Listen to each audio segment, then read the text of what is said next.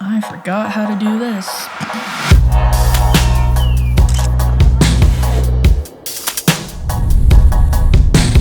Hey, what's up, you guys? It's Nichelle here. It's been a while. My hair is a mess. Let me fix it. I'm only going to mention this once. We're all stuck inside. Coronavirus is happening. Some people are losing their jobs, which is very sad. I'm running out of client work, which is also kind of sad.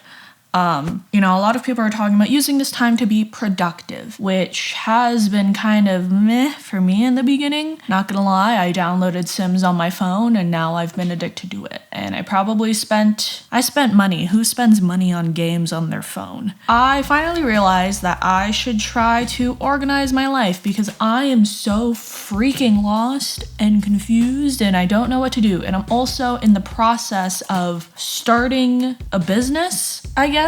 It's not really a business, just getting more serious about my personal brand. The series, which is a working title, I do not know what the series is going to be called, is basically going to be the process of me trying to figure out all of this business stuff. Going through the legalities, I had to file and register my business. I registered it as a DBA. I'll explain. That's going to be a completely separate episode. I'm jumping ahead of myself. There's a lot of things that I wish I could just easily find online when you're starting a creative business, and I couldn't find anything. So this series is basically going to be a way to help people who are also going through that process of starting their creative business. And I'm just gonna show y'all.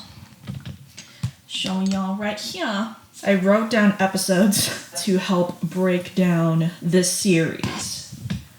That's what this entire thing is going to be about, is me trying to figure out my life and trying to organize my life. Because I feel like when you're running a business, at least from what I've observed, organization is key. And I'm actually reading this book, which I don't know if I'm going to be doing a separate video. It might just be featured a lot in this series, called The Accidental Creative. And it's talking about how creators need to be more organized, and organization can lead to success in the workplace. So there are a couple reasons why I'm doing all of this, why I'm doing this series. Lost, confused, and overwhelmed with everything that's happening in the world right now. I feel like no one takes me seriously as a creator and as a business person, which kind of sucks because I feel like maybe this is my ego talking. I recently read a book called Ego is the Enemy, so maybe it's my ego talking, but I genuinely feel like I have a lot of good ideas when it comes to business, when it comes to how to run a business. Whenever I've given a few people advice on how to run their social media accounts, how to market themselves, and they've seen a lot of great success. That's one of the reasons, is to kind of help establish my place as a business person and as a creator. I feel very disorganized right now because of everything that's going on. I mean, let's be completely honest. I was disorganized before this whole coronavirus thing happened. And so I'm hoping that me working on this series keeps things organized for me. It holds me accountable to a schedule. I'm going to be uploading these videos weekly. When it comes to starting the business, it feels like there's so many things that I need to do right now. And I need to kind of sit down and figure out what is the next step. I feel scatterbrained and I feel like everything is everywhere and I'm overwhelmed because of that. I need to focus and figure out exactly where I need to start. And I'm hoping that this series will help clarify all of those things for me. What do I want to get from all of this, right? I want to live a more organized and creative life. I'm not that type of creator that can live in chaos and chaos fuels creativity. I'm not that type of creator. I like having a schedule, I like having structure, and I like being organized. I don't think any creator should live in chaos. That seems really stressful. I want to make the process easier for me, for clients, and for employees that I eventually will hire. If things are chaotic within a business, the clients are going to eventually feel that chaos and feel that disorganization. And so I'm hoping with me figuring out how to build my business from the ground up, it'll make the experience for the client a lot better. And the last thing is I want to figure out what my purpose is with this business, what my actual goals are. I kind of have an idea, but I really want to clarify that. I feel like the past few months, I've been in this mindset where I get jealous when my friends become successful or gain any sort of success. And I feel like I've been putting a lot of pressure on myself to be successful in such a short amount of time. But the thing is that one, success isn't a destination. Success is, this has been crooked the entire time. Oh my gosh. But anyway, wow, the filmmaker to me. Whenever I see my other friends succeeding in some stuff, I get jealous. Don't know why. Hate that.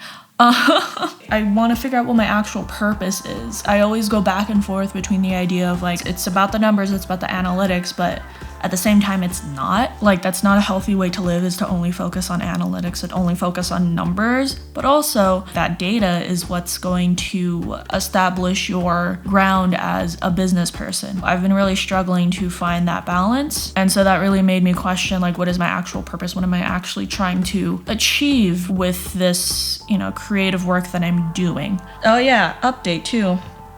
The reason why I'm filming here is because of this whole quarantine COVID-19 thing. My brother's home from up north, and so the house has been very packed. My desk is upstairs in the loft, but that's also where the futon is, where he sleeps when he stays over. So he's been sleeping up there, he's been using my desk, it's all good, it's all Gucci. So I've just had to kind of like readjust. I really think that if you want to run a successful business, you need to make the experience as enjoyable as possible for the clients, which means you gotta run a tight ship, you gotta keep things organized, because they will eventually feel that disorganization. If you're like me and you're a freelancer and you do good work, eventually you're going to reach a point where you have to either turn down clients because you've taken on way too much work, or you have to subcontract and you have to, expand your network so that way you can refer the clients or the prospects that reach out to you, you can refer them to other freelancers. And I'm kind of in that boat right now. Well, I was in that boat. Coronavirus kind of threw everything off. I had a lot of questions when it came to building a creative business. I know that a lot of freelancers that are going to transition into starting some sort of agency or some sort of a media company, they're also going to have questions. Even if you're a freelancer, freelancing is a business. I don't care what anyone says. It's not, you're running a business, right? Even if it's a sole proprietorship, even if it's just a business of one, that's still a business. And I had a lot of questions when it came to making my business legit. So I'm hoping that this series will help answer questions I have and answer questions that I think other people may have when it comes to starting their creative business. I hope you guys like this video. It's very, very vague. Give it a like, subscribe if you haven't subscribed already. Comment down below if you guys have any questions for me when it comes to starting a creative business. If you are watching this and you have started a creative business of some sort and want to give me advice, please do, because oh my gosh, I'm so confused. See you guys next week with, I don't know what the other things are going to be. I wrote down structuring my business. Bye.